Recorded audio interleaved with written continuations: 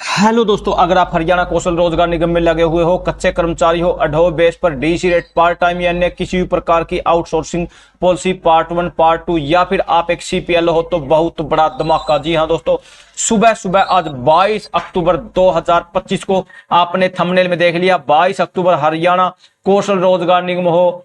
जी हां दोस्तों, कच्चे कर्मचारी हो, 3 ब्रेकिंग और धमाके और कोर्ट का एक बेहतरीन धमाका जो कि सभी के लिए बेहतरीन खुशखबरी वाला। सबसे पहले मैं वहीं से शुरू कर लेता हूं। कर्मचारियों के नियमितीकरण पर बचने की कोशिश न करे सरकार, ये हाई कोर्ट ने डायरेक्ट बोल दिया है। वर्षों तक नियमित कार्य करवाने पर भी अस्थायी दर्जे में रखना असंवैधानिक है।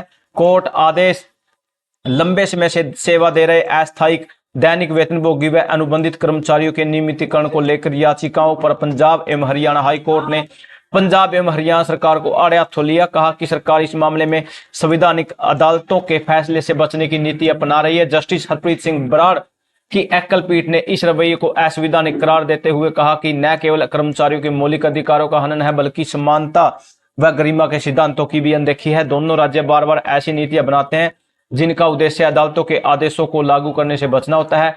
यह देखा जा रहा है कि नियमितीकरण के दावे को न तो स्वीकार किया जाता है न ही अस्वीकार, जिससे कर्मचारी वर्षों तक अनिश्चित की स्थिति में रहते हैं। कर्मचारी की नियमितीकरण की मांग के बारे में दायर कई याचिकाओं पर सुनवाई करते हुए कोर्ट ने टिप्पणी की कि अस्थायी या ठेका कर्मचारी से वर्षों तक नियमित कार्य करवाए और फिर भी उन्हें अस्थायी दर्जे में रखना असंवैधानिक और राज्य के एक आदेश नियोक्ता के होने के सिद्धांत के विरुद्ध है।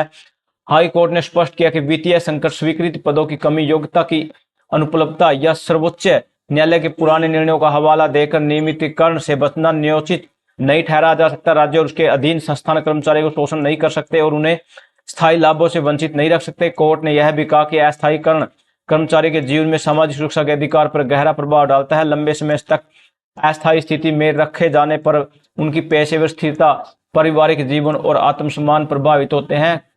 हाई कोर्ट ने दोनों राज्यों को चेतावनी दी कि वे भविष्य में ऐसी नीतियां न बनाएं जिससे कोर्ट के आदेशों का उल्लंघन हो और कर्मचारियों के साथ भेदभाव व्यवहार जारी रहे। साथ ही यह भी निर्देश दिया कि कर्मचारियों के दावे तय समय सीमा पे निपटाने जाए ताकि उन्हें न्याय मिल सके।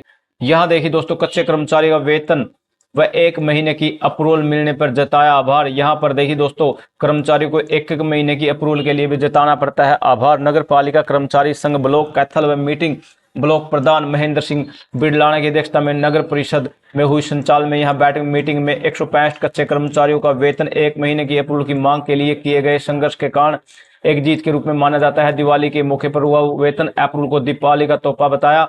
इसके लिए ब्लॉक के सभी पदाधिकारियों की जीत के साथ जिला नगर आयुक्त, कार्यकारी अधिकारी, सचिव व अकाउंटेंट राम जी का धन्यवाद किया। आज की मीटिंग के संघ के राज्य मुख्य संगठनकर्ता शिवचरण वैद्य ने सभी के सभी यहाँ पर ये देखिए दोस्तों, यहाँ पर मौजूद रहे। काम करने के बाद भी 1 महीने की सैलरी मिलने पर भी देखिए दोस्तों कितना बड़ा आभार जताना पड़ता है। कहाँ है न्याय, कहाँ है? जी हाँ दोस्तों, यहाँ वही देखिए दोस्तों, सीपीएलओ 6,6 हजार रुपए में यहाँ, जी हाँ दोस्तों, शोषण का शिकार, 2 एग्जाम देने के बाद, एक सरकारी प्रोसेस पूरा करने के बाद भी आज तक उनका कोई भी किसी प्रकार से कुछ भी वजूद नहीं दिखाई दे रहा। यहाँ पर देखिए दोस्तों, provide consent of allocation of more than 1 panchayat CPLO का मैं आज को यहाँ पर देखिए दोस्तों, यहाँ पर ये 30/9/2024 का ये लेटर है। इसको 1 साल से ऊपर हो चुका है, आज तक भी इम्प्लीमेंट नहीं हो पाया है।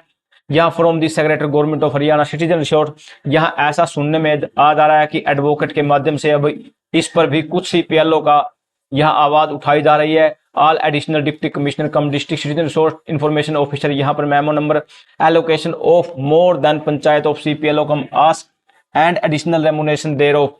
यहाँ पर डायरेक्टली ये बोल दिया गया था भाई आपको एक से अलग, अगर आपको कोई भी पंचायत दी जाएगी तो उसके अलग से यहाँ पर रेमुनरेशन दिया जाएगा। In order of optimize the work the remuneration of CPLO cum ask it has been decided to allocate 1 more than, यहाँ पर ज्योग्राफिकल लोकेशन पंचायत वार्ड 2, यहाँ सीपीएलओ, इसमें डायरेक्टली बोल दिया गया था कि एक सीपीएलओ को अगर अलग एडिशनल जो पंचायत दी जाएगी तो उसको अलग से रेमुनरेशन दिया जाएगा, अलग से उसको टीएडीए वगैरह दिया जाएगा। लेकिन आज तक 1 साल से ऊपर हो चुका है, इस पर भी किसी प्रकार से कोई भी अभी तक डिसीजन नहीं लिया गया है। आज तक इनका कोई भी इंप्लीमेंट नहीं हुआ है। लेकिन देखते हैं क्या रहता है। जैसे ही कोई अपडेट आएगी आप सभी को दे दी जाएगी। थैंक यू दोस्तों, नमस्कार दोस्तों।